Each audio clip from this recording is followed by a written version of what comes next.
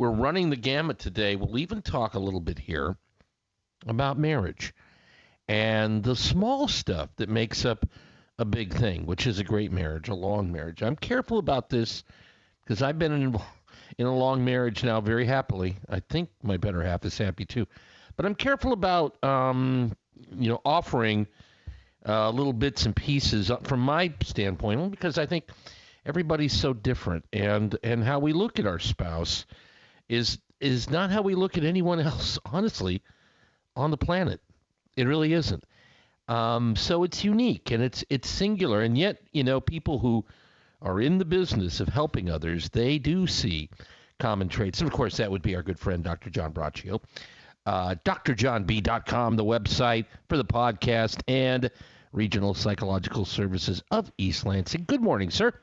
Well, good morning to you, Dave. And I think when we think of marriages, we often think of the major things, at least successful ones, the trip to Paris, maybe this incredible sexual experience, this unique thing with a group of friends.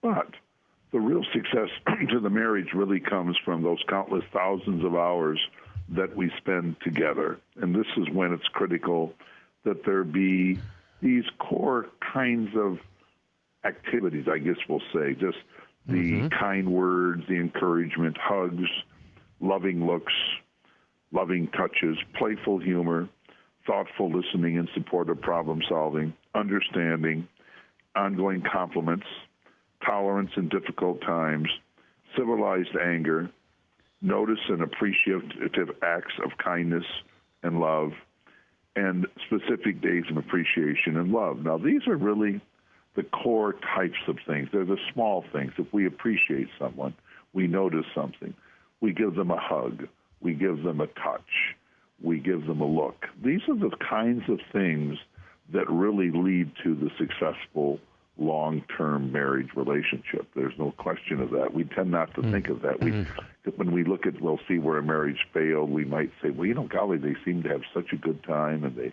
seem to be happy around people, and they're taking trips. But internally, it's those long hours and days together that really depend on the success of the relationship, of the marriage. It's amazing, the words that you were running down there, because as you were doing them, I said, you can easily augment this and change it to how to tear apart a marriage in 10 easy steps. Unkind words, lack of encouragement, no physical contact, disapproving looks, no touches, lack of humor, not listening, not supportive, failure to understand, never compliments. You see where I'm going with that? You can. Well, it's a simple right or left turn that takes you down a positive road or a terribly negative one.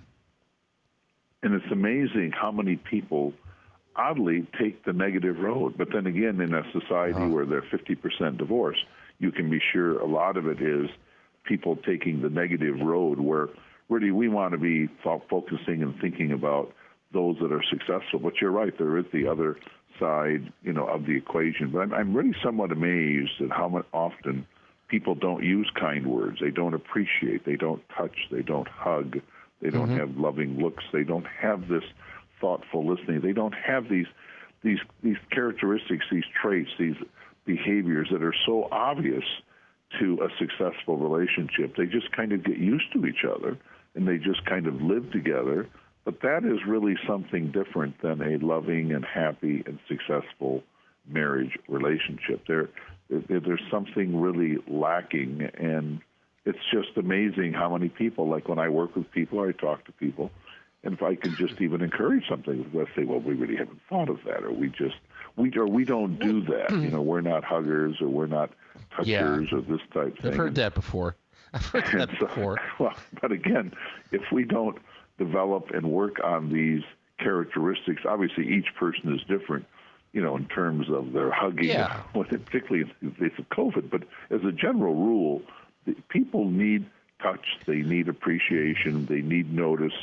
They really, if people do specific appreciation, they do things for you out of appreciation, out of caring for you. You really want to mirror those things back, and just people just too often really don't do that. And also picking out specific days of appreciation and love, where one might even do the primary cooking or activities of the day, and the other one will receive it, and then vice versa. These are all things that people can do. Like you say, you've been at it, 30, 35 years. How many years have you been married nowadays? Not quite. Well, not quite. I'm hoping to get to 35 years, but 33 as of this year.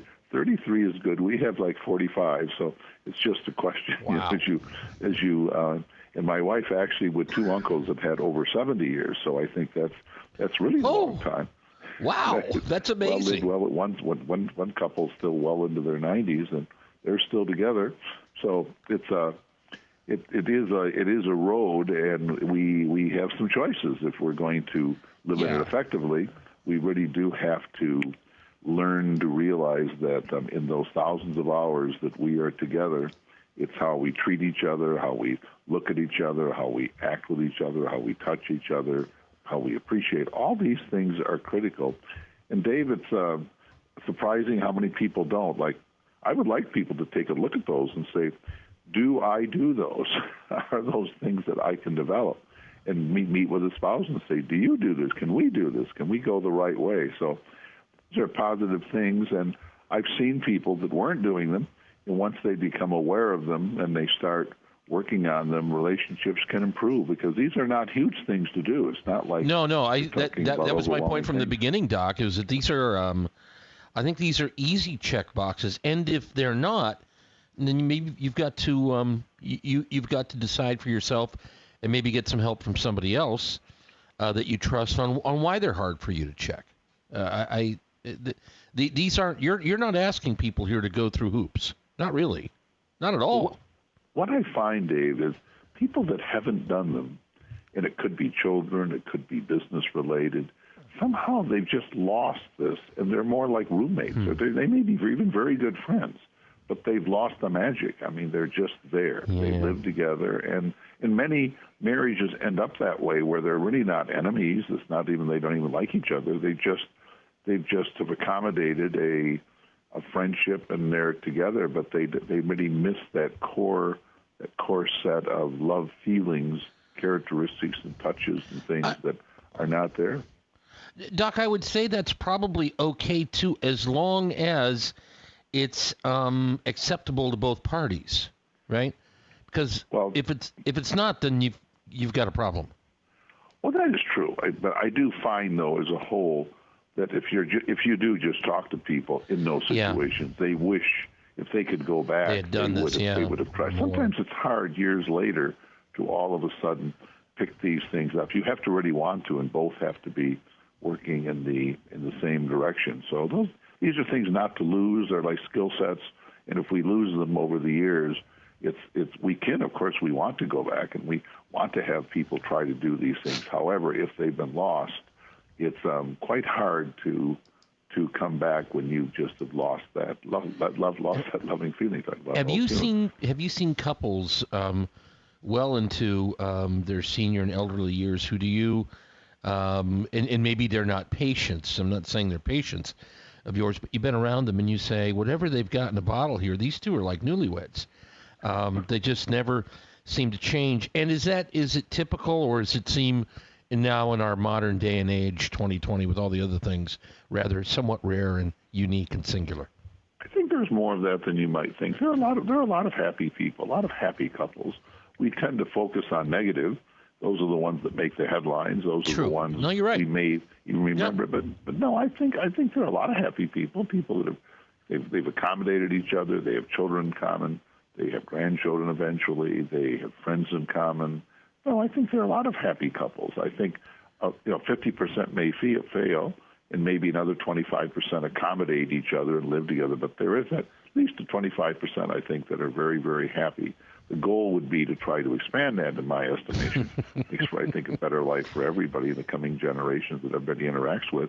But as a whole, there are a number of happy people, and let's applaud them. And those that want to be happier and be more successful, let's all be supportive of them, whether we're therapists, whether we're priests, whether we're friends, whether we're television, radio people, writers, whatever it might be. Let's find ways to draw people together. I really contend it isn't that hard. I mean, if two people have a core set of beliefs and they do care for each other, they can clearly learn more acts of love, of appreciation, of special kindness, of just touch and looks and support and encouragement. These are things that we want to do for a lot of people, and we really ought to want to do it really the most for the person we spend our life with, and our most important person, really, in that the life moments, the key moments of our life that we're sharing, but also holding tight to ourselves as well.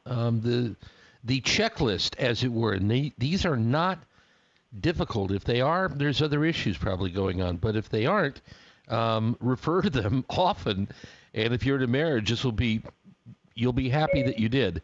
You can find the podcast here very shortly at drjohnb.com. That's where they all are, and you can play them on a very wide variety of issues and topics having to do with human psychology and human relationships. Regional Psychological Services in East Lansing, our good friend, the doc. Peace, love, and joy to you as we hit the midsummer period of time, and the best to your bride of 45. Well, listen, let me throw that right back at you and your bride of 33. So listen, Dave, we'll talk shortly, and always a pleasure, my friend. Much obliged. We're back in a moment on the Morning Wake Up. Stick around, 1320 WILS.